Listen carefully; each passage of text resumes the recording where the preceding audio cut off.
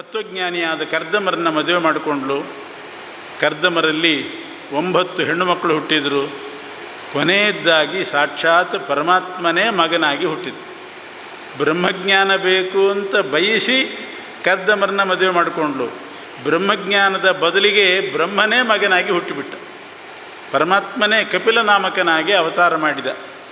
ಆ ದೇವಹೂತಿ ಕಪಿಲ ಭಗವಂತನನ್ನು ಅಂದರೆ ಮಗನನ್ನೇ ಪ್ರಶ್ನೆ ಕೇಳಿ ಉತ್ತರ ಪಡಿತಾಳೆ, ಮಗನಿಂದ ಪಾಠ ಕಲಿತಾಳೆ, ತತ್ವಜ್ಞಾನ ಸಂಪಾದನೆ ಮಾಡಿ ಮೋಕ್ಷಕ್ಕೆ ಹೋದಲು ದೇವಹೂತಿ.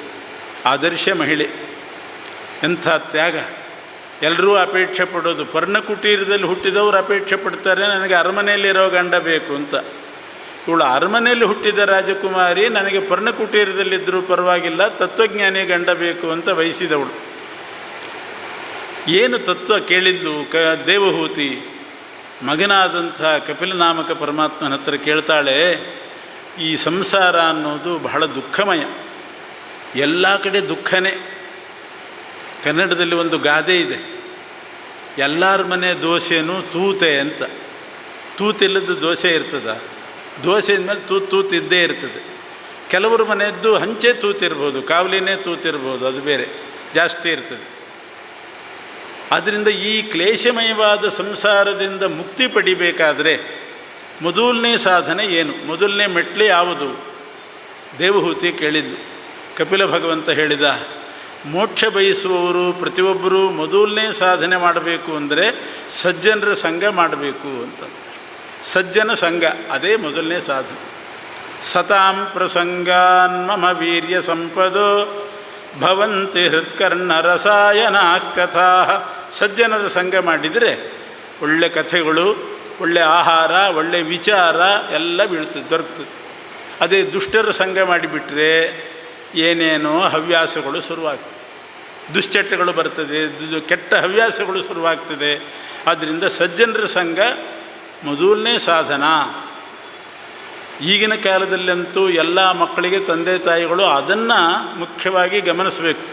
ಇವರು ಯಾರ ಒಡನಾಟದಲ್ಲಿದ್ದಾರೆ ಅಂತ ಗಮನದಲ್ಲಿಟ್ಕೊಳ್ಬೇಕು. ಯಾರ ಫ್ರೆಂಡ್ಶಿಪ್ ಇದೆ, ಯಾರ ಜೊತೆಗೆ ಓಡಾಡ್ತಾರೆ, ಎಲ್ಲಿ ದಾರಿ ತಪ್ತಾರೋ ಅಂತ ಗಮನದಲ್ಲಿಟ್ಕೊಳ್ಬೇಕು. ಸನ್ಮಾರ್ಗದಲ್ಲಿ ಹೋಗ್ತಕ್ಕಂಥ ಸಜ್ಜನರ ಸಂಘ ಇದು ಕಪಿಲ ಭಗವಂತ ಹೇಳೋದು ತಾಯಿಗೆ. ಅಂದರೆ ಎಲ್ಲ ತಾಯಿಯಂದರೂ ಕೂಡ ತಮ್ಮ ಮಕ್ಕಳನ್ನು ಸಜ್ಜನ ಸಂಘದಲ್ಲಿ ಬೆಳೆಸಲಿ ಅಂತ ಅಭಿಪ್ರಾಯ. ಇದಕ್ಕೆ ನಿದರ್ಶನ ಹೇಳ್ತೇನೆ. ರಾಮದೇವರು ಸುಗ್ರೀವನ ಜೊತೆಗೆ ಮೈತ್ರಿ ಬೆಳೆಸಿದರು. ಯಾಕೆ? ರಾಮಾಯಣದಲ್ಲಿ ಕಥೆ ಇದೆ. ರಾಮದೇವರು ಸೀತಾನ್ವೇಷಣೆ ಮಾಡ್ತಾ ಸುಗ್ರೀವನ ಜೊತೆಗೆ ಸ್ನೇಹವನ್ನು ಬೆಳೆಸಿದರು. ಸುಗ್ರೀವ ಸೀತೆಯನ್ನು ಹುಡುಕಿಸಿಕೊಡ್ತಾನೆ ಕಪಿಲ ಸೈನ್ಯದ ಮೂಲಕ ಅಂತ. ರಾಮನಿಗಾಗದೇ ಇರೋ ಕೆಲಸ ಸುಗ್ರೀವ ಮಾಡ್ತಾನ? ರಾಮನಿಗಾಗದೇ ಇರೋದು ಯಾವುದಿದೆ? ಆದರೆ ಸುಗ್ರೀವ ಸೀತೆಯನ್ನು ಹುಡುಕಿಸ್ತಾನೆ ಅಂತ ಹೇಳಿ ಸುಗ್ರೀವನ ಸ್ನೇಹ ಮಾಡಿದ್ದಲ್ಲ. ಮತ್ತು ಯಾಕೆ ಸುಗ್ರೀವನ ಸ್ನೇಹ ಮಾಡಿದ? ಸುಗ್ರೀವ ಹನುಮಂತನ ಜೊತೆಗಿದ್ದ, ಆಂಜನೇಯನ ಜೊತೆಗಿದ್ದ, ಹನುಮಂತನ ಜೊತೆಗಿದ್ದ. ಹನುಮಂತನಂಥ ಸಜ್ಜನ ಮತ್ತಾರಿದ್ದಾರೆ? ಆದ್ದರಿಂದ ಪ್ರಾಣದೇವರ ಅವತಾರ ಹನುಮಂತ, ಅವನ ಜೊತೆಗೆ ಸುಗ್ರೀವ ಇದ್ದ ಋಷ್ಯಮುಖ ಪರ್ವತದಲ್ಲಿ. ಸಜ್ಜನರ ಸಂಘದಲ್ಲಿದ್ದಾನೆ ಅಂತ ರಾಮ ಸುಗ್ರೀವನ ಜೊತೆಗೆ ಸ್ನೇಹ ಬೆಳೆಸಿದ. ಅವನಿಗೆ ಕಿಷ್ಕಿಂಧ ರಾಜ್ಯ ಕೊಡಿಸಿದ, ಪತ್ನಿಯನ್ನು ಕೊಡಿಸಿದ, ಎಲ್ಲ ಮಾಡಿ ವಾಲಿಯನ್ನು ಕೊಂದ. ರಾಮ ವಾಲಿಯನ್ನು ಕೊಲ್ಲಿಕ್ಕೆ ಏನು ಕಾರಣ? ವಾಲಿಗೂ ರಾಮನಿಗೂ ಏನು ಶತ್ರುತ್ವ? ಏನೂ ಇಲ್ಲ. ಆದರೆ ವಾಲಿಯನ್ನು ಕೊಂದ ಯಾಕೆ ಅಂತಂದರೆ, ವಾಲಿ ರಾವಣನ ಜೊತೆಗೆ ಬಹಳ ಫ್ರೆಂಡ್ಶಿಪ್ ಇಟ್ಟುಕೊಂಡವನು. ಅದು ಅವನ ಬಾಯಲ್ಲೇ ಬರ್ತದೆ. ರಾಮ ವಾಲಿಗೆ ಬಾಣ ಬಿಟ್ಟಾಗ ವಾಲಿ ಕೇಳ್ತಾನೆ, ರಾಮ ನಿನಗೆ ಸೀತೆ ಬೇಕಾಗಿದ್ದರೆ ಸುಗ್ರೀವನ ಹತ್ರ ಹೋದಿ ಸುಗ್ರೀವ ಹೇಳಿದಂತೆ ನನ್ನನ್ನು ಕೊಂದು ಬಾಣ ಬಿಟ್ಟು, ನನ್ನನ್ನೇ ಡೈರೆಕ್ಟ್ ಅಪ್ರೋಚ್ ಮಾಡಿದ್ದರೆ ಒಂದು ಕ್ಷಣದಲ್ಲಿ ನಾನು ಸೀತೆಯನ್ನು ತರಿಸ್ತಿದ್ದೆ ಎಂದ. ಆಶ್ಚರ್ಯ ಆಯಿತು ರಾಮನಿಗೆ. ಒಂದು ಕ್ಷಣದಲ್ಲಿ ರಾವಣನ ಕೈಯಿಂದ ಸೀತೆಯನ್ನು ತರಿಸ್ತಿದ್ದೆ, ಅದು ಹೇಗೆ? ಅದಕ್ಕೆ ವಾಲಿ ಹೇಳಿದ, ನನಗೂ ರಾವಣನಿಗೂ ಅಷ್ಟು ಫ್ರೆಂಡ್ಶಿಪ್ ಇದೆ ಎಂದ. ನಿನ್ನನ್ನು ಕೊಂದದ್ದು ಅದಕ್ಕೋಸ್ಕರ ಅಂತಲೇ ಹೇಳಿದ ರಾಮ. ಸುಗ್ರೀವ ಸೀತೆಯನ್ನು ಹುಡುಕಿಸ್ತಾನೆ ಅಂತ ಅಲ್ಲ, ಸೀತೆ ಕಳೆದೇ ಹೋಗಿಲ್ಲ. ಕಳೆದು ಹೋದದ್ದು ಸೀತೆಯ ಗೊಂಬೆ, ಪ್ರತಿಕೃತಿ ಅಷ್ಟೇ. ಆದರೂ ನಾನು ಸುಗ್ರೀವನ ಜೊತೆಗೆ ಸ್ನೇಹ ಬೆಳೆಸಿದೆ. ಯಾಕೆ? ಹನುಮಂತನ ಜೊತೆಗಿದ್ದಾನೆ. ನಿನಗೆ ಬಾಣ ಬಿಟ್ಟದ್ದು ಯಾಕೆ ಅಂದರೆ, ನೀನು ರಾವಣನ ಜೊತೆಗೆ ಮೈತ್ರಿ ಬೆಳೆಸಿದವನು, ಸ್ನೇಹ ಬೆಳೆಸಿದವನು. ವಾಲಿಗೂ ರಾವಣನಿಗೂ ಭಾರಿ ಸ್ನೇಹ ಇತ್ತಂತೆ. ಅದಕ್ಕೆ ರಾಮ ವಾಲಿಯನ್ನು ಕೊಂದದ್ದು. ಅದಕ್ಕೇನು ಮಾಡಿದ ವಾಲಿ? ಮುಂದಿನ ಜನ್ಮದಲ್ಲಿ ಹುಟ್ಟುವಾಗ, ಮಹಾಭಾರತದಲ್ಲಿ ಹುಟ್ಟುವಾಗ ವಾಲಿ ಅರ್ಜುನನಾಗಿ ಹುಟ್ಟಿದ, ಭೀಮನ ತಮ್ಮನಾಗಿ ಹುಟ್ಟಿದ. ಸಜ್ಜನರ ಸಂಘ ಆಯಿತು. ಅದಕ್ಕೆ ರಾಮನೇ ಕೃಷ್ಣನಾಗಿ ಆ ಅರ್ಜುನನನ್ನು ಎಷ್ಟು ಪ್ರಾಣಾಪಾಯದಿಂದ ಸಂರಕ್ಷಣೆ ಮಾಡಿದ ಯುದ್ಧದಲ್ಲಿ. ಆದರೆ ಸುಗ್ರೀವ ಜಾರಿ ಬಿದ್ದ. ಸುಗ್ರೀವ ಹನುಮಂತನ ಸಂಘದಲ್ಲಿದ್ದ, ರಾಮನಿಂದ ಉಪಕಾರ ಪಡೆದ, ಬೇಕಾದಷ್ಟು ಅನುಗ್ರಹ ಪಡೆದ. ಅದೇ ಸುಗ್ರೀವ ಮತ್ತೆ ಹುಟ್ಟುವಾಗ ಏನಾಗಿ ಹುಟ್ಟಿದ? ದ್ವಾಪರದಲ್ಲಿ ಕರ್ಣನಾಗಿ ಹುಟ್ಟಿದ. ಸುಗ್ರೀವ ಕರ್ಣನಾದ, ದುರ್ಯೋಧನನ ಸಹವಾಸ ಮಾಡಿದ, ಬಿತ್ತೇಟು. ಕೃಷ್ಣನೇ ಅರ್ಜುನನ ಮೂಲಕವೇ ಕರ್ಣನನ್ನು ಕೊಲ್ಲಿಸಿಬಿಟ್ಟ. ಯಾಕೆ? ದುರ್ಯೋಧನನ ಸಹವಾಸದಲ್ಲಿದ್ದಾನೆ. ಸ್ವತಃ ಕೃಷ್ಣ ಹೋಗಿ ಕರೀತಾನೆ, ಕರ್ಣ ನೀನು ಪಂಚಪಾಂಡವರ ಅಣ್ಣ, ನೀನು ಕುಂತಿಯ ಮಗ, ಅಣ್ಣ, ನೀನು ಈ ಕಡೆ ಬಂದುಬಿಡು. ಭೀಮ, ಧರ್ಮರಾಜ ಎಲ್ಲರೂ ನಿನಗೆ ನಮಸ್ಕಾರ ಮಾಡ್ತಾರೆ, ಈ ಕಡೆ ಬಾ ಅಂತ ಹೇಳಿದರೂ ಕೂಡ ದುರ್ಯೋಧನನ ಬಿಟ್ಟು ಬರಲ್ಲ ಅಂತ ಹೇಳಿದವು ನಾವು. ಅದಕ್ಕೆ ಕರ್ಣನ್ನು ಕೊಲಿಸಿ. ಹಾಗಾದರೆ ಭಾಗವತ ಹೇಳಿದ್ದಕ್ಕೆ ಅದು ನಿದರ್ಶನ. ಸಜ್ಜನರ ಸಂಘ ಮಾಡಬೇಕು. ಇದೇ ಕಪಿಲನಾಮಕ ಪರಮಾತ್ಮನ ಉಪದೇಶದ ಸಾರ. ಇದು ದೇವಹೂತಿ ಹೀಗೆ ಕಪಿಲೋಪದೇಶ ಪಡೆದು ಉದ್ಧಾರ ಆದಳು. ಆಮೇಲೆ ಪ್ರಸೂತಿ ಅಂತ ಇನ್ನೊಬ್ಬ ಮಗಳು. ಆ ಪ್ರಸೂತಿಯನ್ನು ದಕ್ಷ ಮದುವೆ ಮಾಡಿಕೊಂಡ. ಸ್ವಯಂಭವ ಮನುವಿನ ಮಗಳು ಪ್ರಸೂತಿ, ದಕ್ಷ ಮದುವೆ ಮಾಡಿಕೊಳ್ತಾನೆ. ದಕ್ಷನ ಮಗಳೇ ದಾಕ್ಷಾಯಿಣಿ, ಸತೀದೇವಿ ಅಂತ ಹುಟ್ಟಿದ್ಲು. ದಕ್ಷನ ಮಗಳು ಸತೀದೇವಿ. ಸತೀದೇವಿಯನ್ನು ರುದ್ರದೇವರು ಮದುವೆ ಮಾಡಿಕೊಂಡ್ರು. ಒಂದು ಸಂದರ್ಭದಲ್ಲಿ ಹೆಣ್ಣು ಕೊಟ್ಟ ಮಾವ ದಕ್ಷ ಪ್ರಜಾಪತಿಗೂ ರುದ್ರದೇವರಿಗೂ, ಅಳಿಯನಾದಂಥ ರುದ್ರದೇವರಿಗೂ ಬಹಳ ವೈಮನಸ್ಯ ಬಂತು. ಏನದು ವೈಮನಸ್ಯ ಅಂದರೆ ಬೇರೇನೂ ಇಲ್ಲ. ಒಂದು ದೊಡ್ಡ ಯಜ್ಞ ಮಂಟಪ ಇತ್ತು, ಅಲ್ಲಿ ಯಜ್ಞ ನಡೀತಾ ಇತ್ತು. ಯಜ್ಞ ನಡೀತಾ ಇರುವಾಗ ರುದ್ರದೇವರು ಆ ಯಜ್ಞಕ್ಕೆ ಹೋಗಿ ಕೂತಿದ್ದರು. ದಕ್ಷ ಪ್ರಜಾಪತಿ ಬಂದ. ರುದ್ರದೇವರು ಎದ್ದು ನಮಸ್ಕಾರ ಮಾಡಲಿಲ್ಲ. ಅಷ್ಟೇ ಕಾರಣ. ಅದು ದಕ್ಷನಿಗೆ ಬಹಳ ಸಿಟ್ಟು ಬಂತು. ನನ್ನ ಅಳಿಯ ನನ್ನ ಮಗಳನ್ನು ಮದುವೆ ಮಾಡಿಕೊಂಡಿದ್ದಾನೆ, ನಾನು ಬಂದಾಗ ಎದ್ದೇಳಲಿಲ್ಲ, ನಮಸ್ಕಾರ ಮಾಡಲಿಲ್ಲ. ಅಳಿಯ ಮಾವನಿಗೆ ನಮಸ್ಕಾರ ಮಾಡಬೇಕು, ಇದು ಶಾಸ್ತ್ರ ಸಂಪ್ರದಾಯ. ಅಳಿಯನಾದವನು ಮಾವನಿಗೆ ನಮಸ್ಕಾರ ಮಾಡಬೇಕು. ದಕ್ಷನಿಗೆ ಸಿಟ್ಟು, ನನ್ನ ಅಳಿಯ ರುದ್ರ ನನಗೆ ನಮಸ್ಕಾರ ಮಾಡಲಿಲ್ಲ. ಇದಕ್ಕೆ ಬಹಳ ನಿಂದೆ ಮಾಡಿ, ರುದ್ರದೇವರನ್ನು ಬೈದು ನಿಂದೆ ಮಾಡಿ, ಸಂಪ್ರದಾಯ ಗೊತ್ತಿಲ್ಲ, ಪದ್ಧತಿ ಗೊತ್ತಿಲ್ಲ, ವ್ಯವಹಾರ ಗೊತ್ತಿಲ್ಲ, ಸ್ಮಶಾನವಾಸಿ, ಸ್ಮಶಾನದಲ್ಲಿರ್ತಾನೆ, ದಿಗಂಬರ, ಏನೇನೋ ಬೈದ. ರುದ್ರದೇವರಿಗೆ ಸ್ವಲ್ಪ ಬೇಜಾರಾದ ಹಾಗೆ ಆಯ್ತು ಅಷ್ಟೇ. ಯಾಕಿರಬೇಕಿಲ್ಲಿ ಅಂತ ಸಭಾತ್ಯಾಗ ಮಾಡಿ ಹೋಗಿಬಿಟ್ಟು. ಆಮೇಲೆ ಅದರಿಂದ ದೊಡ್ಡ ಕಲಹನೇ ಆಯಿತು. ಕೆಲವರು ದಕ್ಷನ ಕಡೆ, ಕೆಲವರು ರುದ್ರದೇವರ ಕಡೆ, ಶಾಪ ಪ್ರತಿಶಾಪಗಳ ಗಲಾಟೆ ನಡೀತು.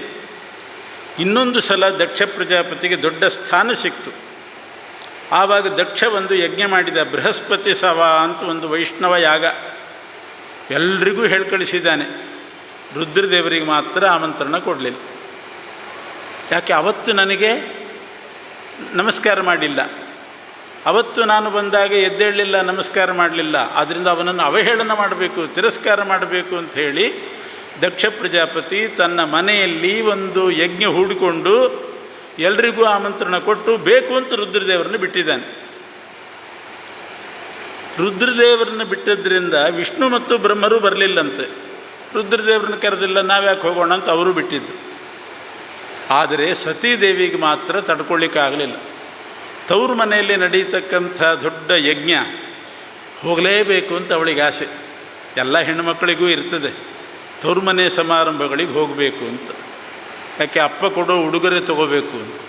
ಅಪ್ಪ ಬಹಳ ಪ್ರೀತಿಯಿಂದ ಏನಾದರೂ ಉಡುಗೊರೆ ಕೊಟ್ಟಿರ್ತಾನೆ, ತೊಗೋಬೇಕು ಅಂತ ಆಸೆ.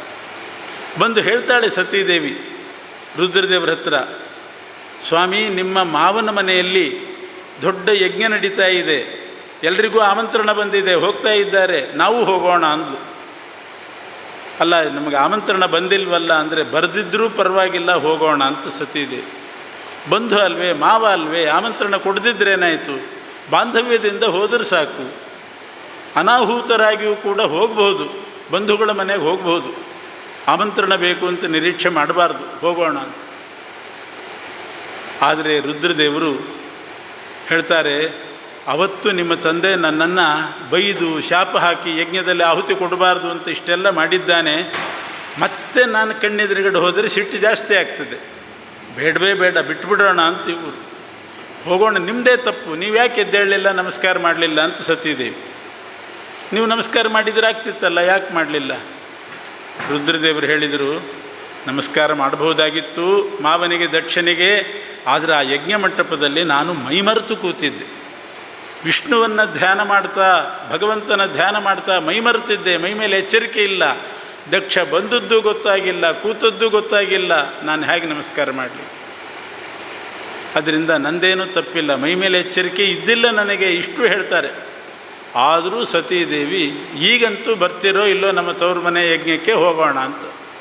ನಾನಂತೂ ಬರೋಲ್ಲ ಅಂತಂದರು ರುದ್ರದೇವರು.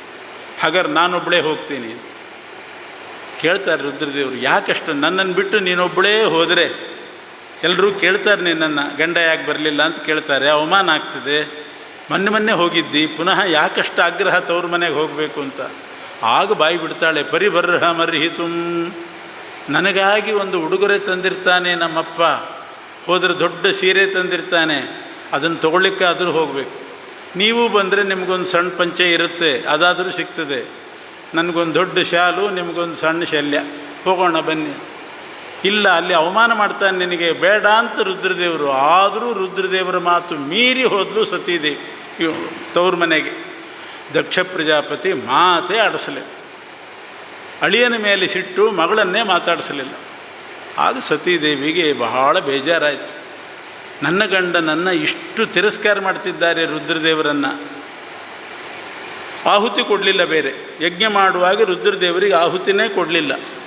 ಮತ್ತೆ ಬೈತಾ ಇದ್ದಾನೆ ದಕ್ಷ ಪ್ರಜಾಪತಿ, ಅವನು ಸ್ಮಶಾನವಾಸಿ, ಅಪವಿತ್ರ, ಅವನಿಗೆ ಆಹುತಿ ಕೊಡಬೇಡಿ, ಹೀಗೆಲ್ಲ ಮಾತಾಡಿದ. ತಡ್ಕೊಳ್ಳಿಕ್ಕೆ ಆಗಲಿಲ್ಲ ಸತೀದೇವಿಗೆ. ಆಗ ಹೇಳ್ತಾಳೆ, ಅಪ್ಪ ಎಷ್ಟು ಬೈತಿದ್ದಿ ನನ್ನ ಗಂಡನನ್ನು, ಅಂಥಿಂಥವನಲ್ಲ ನನ್ನ ಗಂಡ.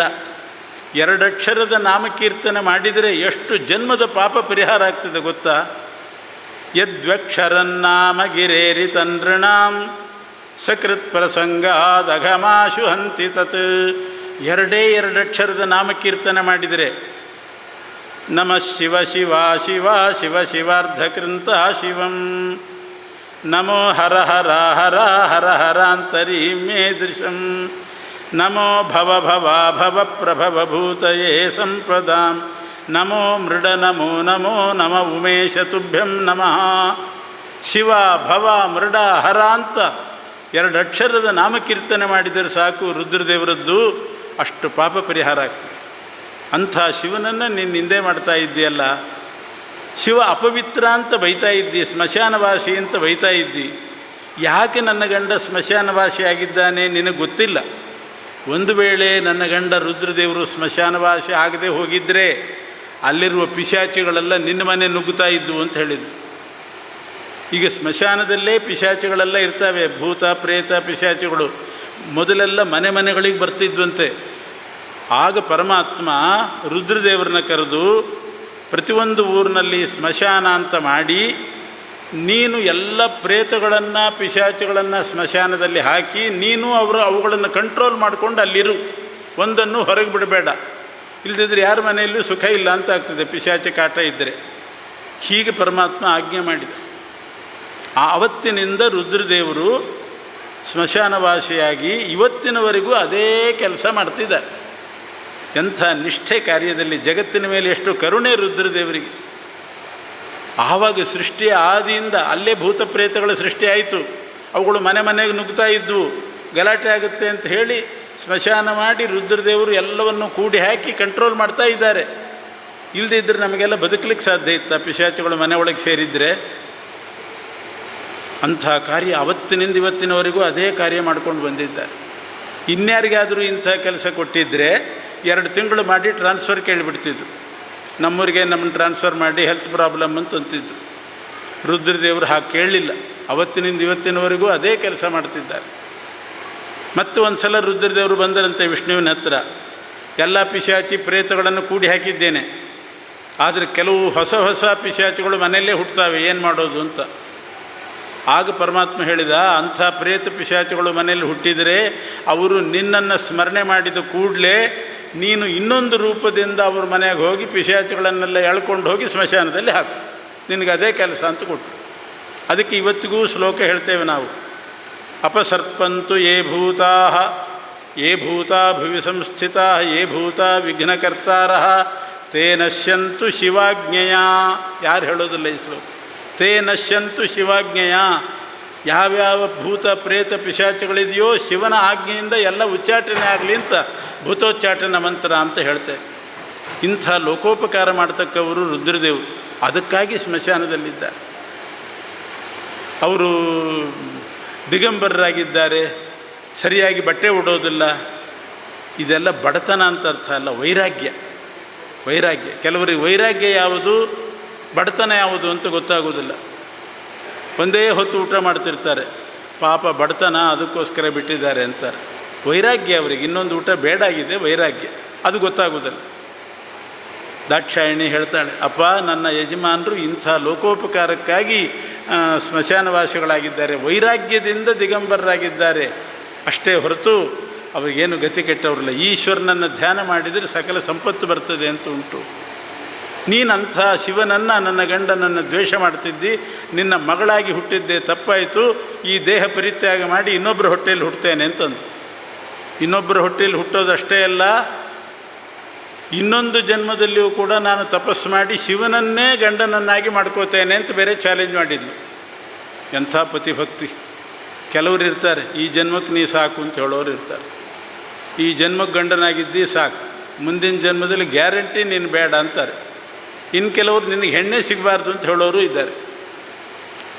ಸತೀದೇವಿ ಹಾಗಲ್ಲ, ಮುಂದಿನ ಜನ್ಮಕ್ಕೂ ನನಗೆ ಶಿವನೇ ಗಂಡ ಆಗಬೇಕು ಚಾಲೆಂಜ್ ಮಾಡಿ ಹೋದು. ಆ ದೇಹದಲ್ಲಿ ಆತ್ಮಾಹುತಿ, ಅಗ್ನಿ ಸೃಷ್ಟಿ ಮಾಡಿಕೊಂಡು ಆತ್ಮಾಹುತಿ ಮಾಡಿಕೊಂಡು ಆಮೇಲೆ ಅದೇ ಸತೀದೇವಿ ಹಿಮವಂತನ ಮಗಳಾಗಿ, ಮೇನಾದೇವಿ ಅಂತ ಹಿಮವಂತನ ಹೆಂಡತಿ, ಆ ಮೇನಾದೇವಿಯ ಮಗಳಾಗಿ ಪಾರ್ವತಿಯಾಗಿ ಹುಟ್ಟಿ ತಪಸ್ಸು ಮಾಡಿ ಮತ್ತೆ ಶಿವನನ್ನೇ ಮದುವೆ ಮಾಡಿಕೊಂಡು. ಎಂಥ ಪತಿಭಕ್ತಿ ಇದು! ಇದು ಸತೀದೇವಿಯ ಆದರ್ಶ. ಪತಿಭಕ್ತಿ ಅಂದರೆ ಇಷ್ಟು ಪರಾಕಾಷ್ಠೆ. ತಂದೆಯನ್ನೇ ಎದುರು ಹಾಕ್ಕೊಂಡು, ತಂದೆಗೆ ಬೈದು ಧಿಕ್ಕಾರ ಹಾಕಿ ಶಿವದ್ವೇಷಿ ನೀನು ಅಂತ ಬೈದು, ಶಿವನಿಗೆ ಯಾರೂ ಕೂಡ ಬೈಬಾರ್ದು. ವೈಷ್ಣವರು ಹೌದು ನಾವು, ವೈಷ್ಣವರು ಅಂತ ಹೇಳಿ ಅತೀ ವೈಷ್ಣವತೆ ತೋರಿಸ್ಕೊಂಡು ಶಿವನನ್ನು ನಿಂದೆ ಮಾಡಲಿಕ್ಕೆ ಹೋಗಬಾರ್ದು. ಮಹಾತ್ಮರನ್ನು ನಿಂದೆ ಮಾಡಿದರೆ ಏನಾಗ್ತದೆ? ಆಮೇಲೆ ಏನಾಯಿತು? ಸತೀದೇವಿ ದೇಹ ಬಿಟ್ಟ ಮೇಲೆ ರುದ್ರದೇವರು ಬಂದು ದಕ್ಷನ ತಲೆ ಕಡ್ದು ಹಾಕಿದರು. ದಕ್ಷ ಪ್ರಜಾಪತಿಯ ತಲೆನೇ ಹೋಯಿತು. ಮೊದಲನೇ ಸಲ ದಕ್ಷ ಹುಟ್ಟಿದಾಗ ಬ್ರಹ್ಮದೇವರ ಅಂಗುಷ್ಠದಿಂದ ಹುಟ್ಟಿದ್ದ, ತಲೆ ಹೋಯಿತು. ಮತ್ತೊಂದು ಸಲ ಹುಟ್ಟಿದ ದಕ್ಷ ಗರ್ಭವಾಸ ಮಾಡಿ ಹುಟ್ಟಿದ, ಗರ್ಭವಾಸ ದುಃಖ ಅನುಭವಿಸಿ ಹುಟ್ಟಿದ. ಅದರಿಂದ ಶಿವನ ಮಹತ್ವವನ್ನು ಎತ್ತಿ ತೋರಿಸ್ತಕ್ಕಂಥ ಒಂದು ಭಾಗ ಇದು. ಸತೀದೇವಿಯ ಕಥೆ, ಆದರೆ ರುದ್ರದೇವರ ಮಹತ್ವವನ್ನು ತೋರಿಸ್ತಾ ಇದೆ. ಮಹನ್ನಿಂದ ವರ್ಜನ ಪ್ರಕರಣ ಅಂತ ಕರೀತಾರೆ ಇದನ್ನು. ಯಾವ ಕಾರಣಕ್ಕೂ ಮಹಾತ್ಮರ ನಿಂದೆ ಮಾಡಕೂಡ್ದು. ನಮ್ಮ ಯೋಗ್ಯತೆ ಅಲ್ಲ ಮಹಾತ್ಮರನ್ನು ನಿಂದೆ ಮಾಡೋದು, ಅವರ ಚರ್ಯ ಅರ್ಥ ಆಗೋದಿಲ್ಲ ನಮಗೆ. ರುದ್ರದೇವರು ಎದ್ದೇಳಲಿಲ್ಲ ದಕ್ಷ ಪ್ರಜಾಪತಿ ಬಂದಾಗ, ಮಾವ ಬಂದಾಗ ಎದ್ದೇಳಬೇಕು ನಿಜ, ಯಾಕೆ ಎದ್ದೇಳಲಿಲ್ಲ ಅರ್ಥ ಆಗಲಿಲ್ಲ, ನಮಗೆ ಅರ್ಥ ಆಗೋದಿಲ್ಲ, ದಕ್ಷನಿಗೆ ಅರ್ಥ ಆಗಿಲ್ಲ. ತಿರಸ್ಕಾರ ಮಾಡ್ತಿದ್ದಾರೆ ಅಂತ ಬೈದುಬಿಟ್ಟ, ತಲೆ ಹೋಯಿತು, ಗರ್ಭವಾಸ ಮಾಡೋ ದುಃಖ ಬಂತು. ಅದರಿಂದ ಮಹಾತ್ಮರ ನಿಂದೆ ಮಾಡಕೂಡ್ದು. ಅದಕ್ಕಾಗಿ ಈ ಚರಿತ್ರೆ ಹೇಳ್ತಾರೆ. ಹೀಗೆ ಸ್ವಯಂಭುವ ಮನುವಿನ ದೇವಹೂತಿ ಚರಿತ್ರೆ ಮತ್ತು ಇನ್ನೊಬ್ಬ ಮಗಳು ಸತೀದೇವಿ ಚರಿತ್ರೆ ಮುಗಿತು. ಆಕೂತಿ ಅಂತ ಇನ್ನೊಬ್ಬಳು ಮುಂದೆ 8ನೇ ಸ್ಕಂದದಲ್ಲಿ ಹೇಳ್ತಾರೆ. ಇದು ಮುಂದೆ ಬರೋದು ಸ್ವಯಂಭುವ ಮನುವಿನ ಇಬ್ಬರು ಗಂಡು ಮಕ್ಕಳು, ಪ್ರಿಯವ್ರತ, ಉತ್ತಾನಪಾದನ ಚರಿತ್ರೆ ಮೊದಲು ಹೇಳಿ ಆಮೇಲೆ ಪ್ರಿಯವ್ರತನ ಕಥೆ ಹೇಳ್ತಾರೆ. ಆ ಉತ್ತಾನಪಾದನ ವಂಶದಲ್ಲಿ ಅನೇಕ ರಾಜರ್ಷಿಗಳು, ಧ್ರುವರಾಜರು, ಪೃಥು ಚಕ್ರವರ್ತಿ, ಇವರೆಲ್ಲ ಉತ್ತಾನಪಾದನ ವಂಶದವರು. ಅವರ ಕಥೆ. ಪ್ರಿಯವ್ರತನ ವಂಶದಲ್ಲಿ ಭಗವಂತನ ಅವತಾರ ಭರತ, ಈ ಭಾರತ ಖಂಡ ನಿರ್ಮಾಣ ಮಾಡಿದ ಭರತ, ಋಷಭನಾಮಕ ಪರಮಾತ್ಮನ ಮಗ. ಇವ್ರದ್ದೆಲ್ಲ ಕಥೆ ಮುಂದೆ ಪ್ರಿಯವ್ರತನ ವಂಶ ಚರಿತ್ರೆ ಹೇಳುವಾಗ ಬರ್ತದೆ. ನಾಳೆ ದಿವಸ ಉತ್ತಾನಪಾದ ಮತ್ತು ಪ್ರಿಯವ್ರತರ ವಂಶದಲ್ಲಿ ಯಾವ್ಯಾವ ರಾಜರ್ಷಿಗಳು ಬಂದಿದ್ದಾರೆ ಅನ್ನೋದನ್ನು ಮುಂದುವರಿಸ್ತೇನೆ. ಶ್ರೀಕೃಷ್ಣ ಅರ್ಪಣ.